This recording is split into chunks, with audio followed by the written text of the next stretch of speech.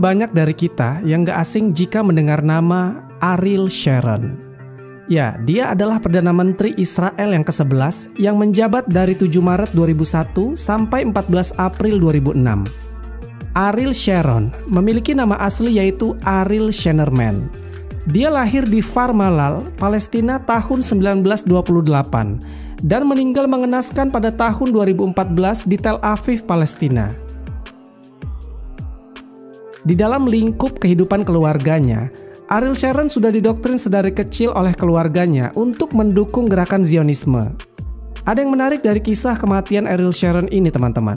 Bagaimana Allah Subhanahu wa Ta'ala hinakan dia di akhir penghujung hidupnya. Ariel Sharon pernah terbaring koma selama 8 tahun. Kondisinya sangat tersiksa dalam sekarat. Ariel Sharon punya sejarah hidup yang tidak bisa lepas dari kekejaman Zionis terhadap tanah Palestina. Sampai-sampai dia dijuluki si tangan besi, karena selama hidupnya tak terhitung berapa nyawa warga Palestina yang dia bantai. Dia adalah biang dari terbunuhnya warga sipil Palestina, yang kebanyakan anak-anak dan perempuan. Sharon menjelma sebagai sebuah teror yang mengerikan saat itu. Jet-jet tempur dan pesawat tanpa awak meluncurkan roket yang menghantam pemukiman Palestina, hingga membuat lebih dari 100 warga Palestina meninggal hanya dalam waktu seminggu saja. Sosok Ariel Sharon adalah simbol dari kebiadaban waktu itu. Di panggung politik Timur Tengah dan internasional, Ariel Sharon merupakan seorang figur yang kontroversial. Sharon adalah jenderal kejam yang tangannya berlumuran darah rakyat Palestina. Sebuah kutukan kemudian mengakhiri hidupnya. Para dokter pernah memasukkan Ariel Sharon ke ruangan operasi untuk dilakukan pembedahan. Dia memiliki luka yang membusuk. Lalu operasi dilakukan untuk menyambung bagian-bagian ususnya yang telah membusuk. Dan infeksinya telah menyebar ke bahagian tubuhnya yang lain. Penyumbatan yang terjadi di otaknya menyebabkan kerusakan di sekujur tubuhnya hingga membuatnya jadi membusuk. Sejak terserang stroke pada 4 Januari 2006 lalu, pertama kalinya dia dirawat di Rumah Sakit Hadassah Ein Karim di Yerusalem dan kemudian di Shem Sheba Medical Center di Tel Hashomer. Menurut Komite Keuangan Knesset, ongkos pengobatan Sharon setiap tahun sekitar 440 juta US dollar atau setara dengan 4,25 triliun rupiah. Nyawa Sharon terancam, kata juru bicara rumah sakit Yael Bosem Levi kepada kantor berita Associated Press waktu itu. Saat itu Sharon memasuki usia 85 tahun.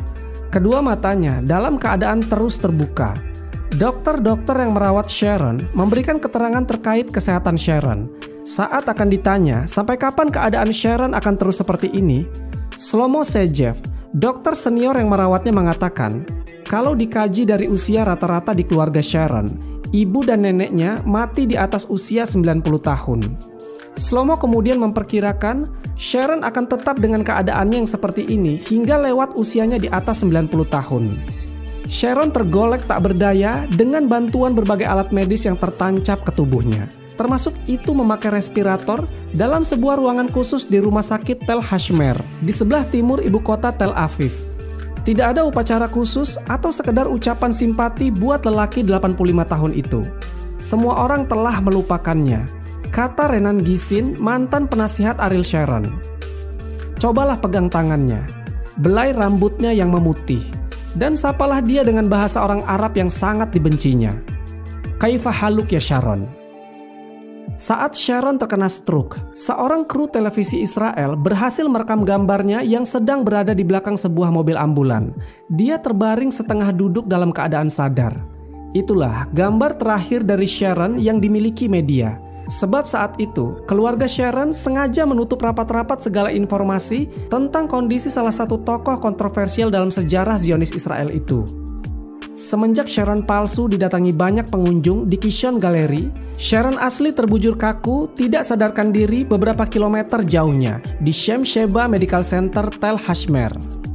Sharon, yang akrab dipanggil Arik, terkena stroke berat sehingga otaknya dibanjiri darah. Beberapa media internasional mengabarkan bahwa dia sudah mati. Iya, Sharon sudah mati. Hal itu wajar saja, karena setelah dinyatakan stabil pada 5 Januari 2006 oleh tim dokter, saat itu di Rumah Sakit Hadassah, keesokan harinya Sharon dimasukkan lagi ke ruang operasi. Pada hari ke-6, dokter berupaya membangunkannya dari keadaan tidak sadar dengan cara mengurangi dosis obat anestesi. Ia pun kemudian bisa bernapas sendiri dengan bantuan respirator dan sedikit memberikan respon terhadap stimulus rasa sakit di lengan dan kakinya. Tetapi, Sharon yang sudah berpindah rumah sakit tidak juga bangun. Meskipun keluarga sudah memperdengarkan alunan musik klasik karya komposer Mozart kesukaannya, seperti yang disarankan oleh dokter. Hari berganti pekan, pekan berganti bulan. Sharon tidak lagi dikabarkan menderita pendarahan pada otaknya. Hanya saja, berbagai infeksi menyerang organ-organ tubuhnya yang lain secara bergantian. Dari otak, infeksi pindah ke paru-paru, ke ginjal, ke dalam darah, begitu seterusnya. Jantungnya yang diketahui bocor sejak sebelum koma ikut memperburuk keadaannya. Tim dokter yang merawatnya hanya menyampaikan 2 kabar tentang Sharon, yaitu kondisinya memburuk karena ada gangguan pada organnya, atau stabil tetapi tetap dalam keadaan koma. Sebelum Ariel Sharon jatuh koma, diisukan kabar dari asisten pribadinya bahwa tidur malamnya sering diganggu oleh satu mimpi yang sama dan terus berulang. Dalam mimpi itu Sharon ditangkap oleh penduduk Gaza yang begitu marah dan dendam kepada Sharon karena tindakannya yang angkuh menyerang tanah Palestina. Di dalam mimpi itu Sharon telah disiksa, dirantai tangan dan kakinya, kemudian diarak sekeliling bandar Gaza dan dimasukkan ke dalam api. Mimpi itu mengganggu Sharon setiap malam hingga dia jatuh koma. Tiada yang tahu akan derita Sharon menanggung mimpi-mimpi itu kecuali asisten pribadi Sharon. Asisten tersebut mengungkapkan mimpi-mimpi Sharon itu kepada khalayak di Israel pada tahun 2008. Khalayak di Israel telah menyiarkan berita tersebut, kemudian dikutip oleh media-media Asia Barat, seterusnya tersebar. Demikianlah kita saksikan keadaan musuh Allah Subhanahu wa Ta'ala. Sharon merupakan musuh Islam yang sangat kejam dan gemar menumpahkan darah. Penyumbatan yang terjadi di otaknya menyebabkan kerusakan di sekujur tubuh hingga membusuk, namun ia masih hidup.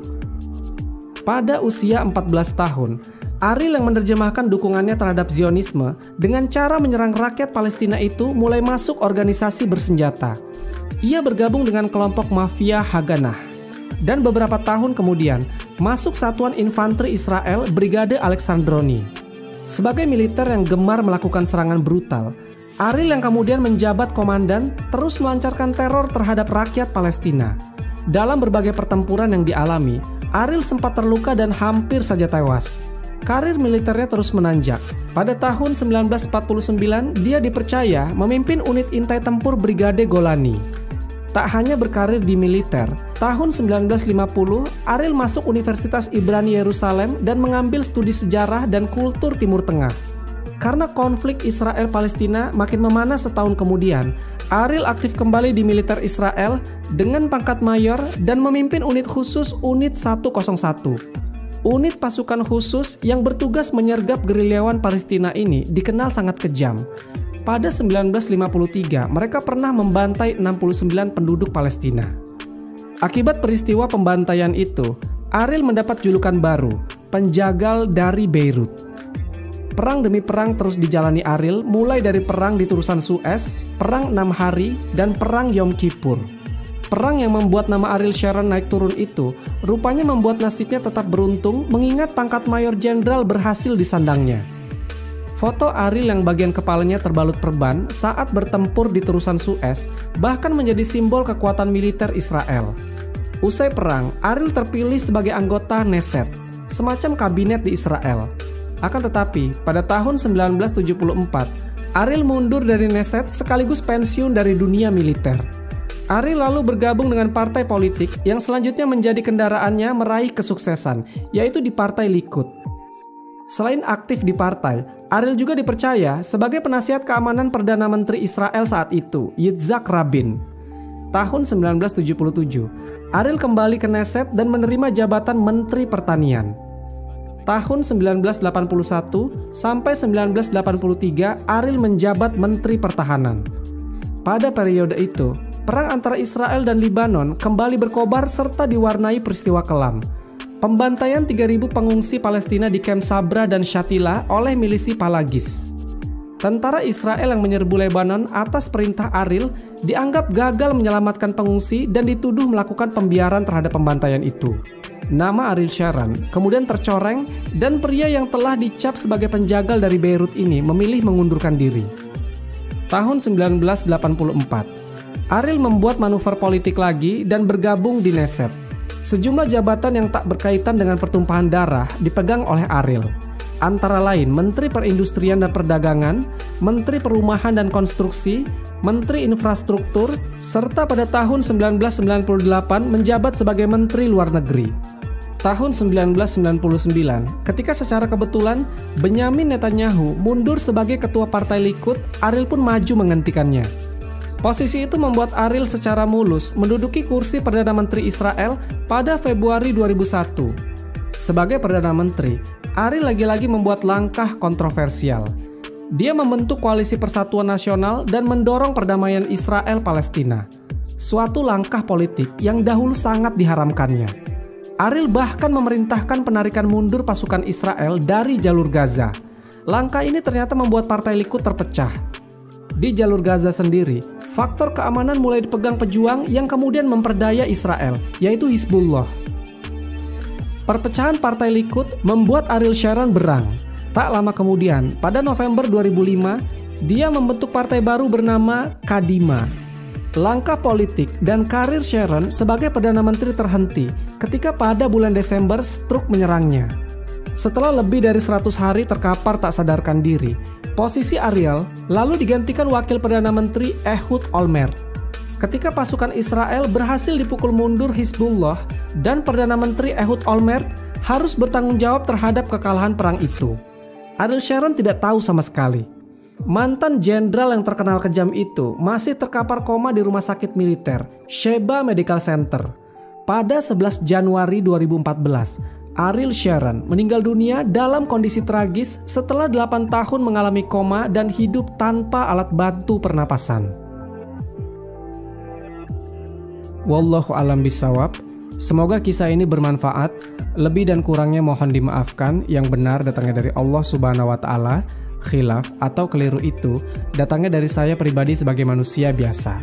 Sampai ketemu di kisah-kisah seru yang penuh makna selanjutnya. Saya akhiri. Wassalamualaikum warahmatullahi wabarakatuh.